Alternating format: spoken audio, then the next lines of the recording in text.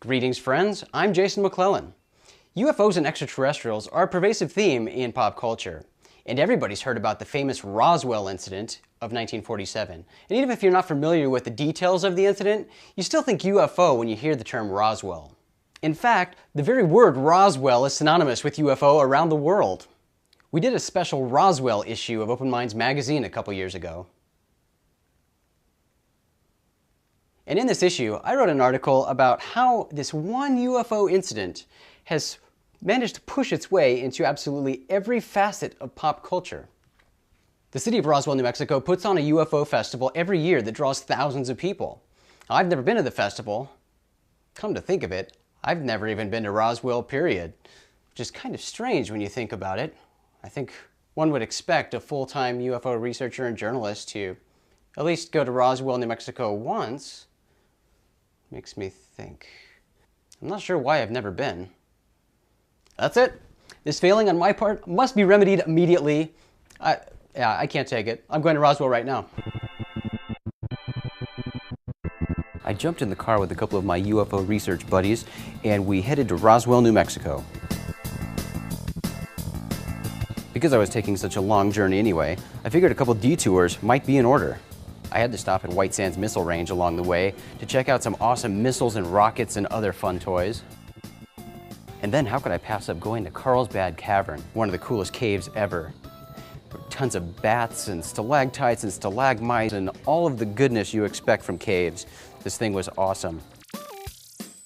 I'm here at the International UFO Museum and Research Center in Roswell, New Mexico.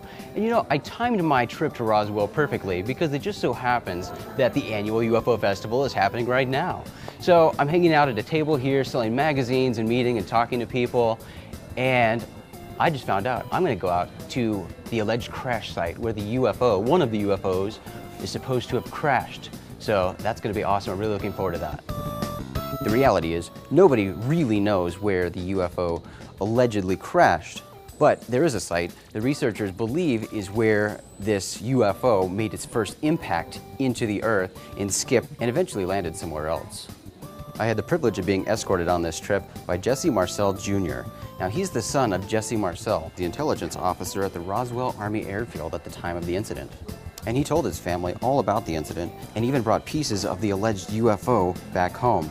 We stopped at the site of the old ranch house of Mac Brazel. It's on Mac Brazel's ranch where the alleged UFO debris was initially discovered. From the site of the ranch house, we traveled to the actual debris field.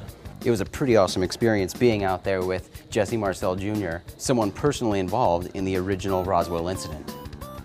As part of the International UFO Festival here in Roswell, they had a light parade with thousands of people lining the streets and floats illuminated with various glow sticks and lights. I'm glad I finally can say I've been to Roswell, New Mexico. And if you're interested in checking out the annual UFO festival that takes place here, it always happens around 4th of July weekend, so look into that. I'm curious to hear what you guys think about UFOs and extraterrestrial life. Do you believe that some UFOs could be extraterrestrial in origin? Do you think there's intelligent extraterrestrial life out there? And if so, do you think it's been here to Earth? I'd love to hear what you have to say, so leave your opinion in the comments below and I'll check those out.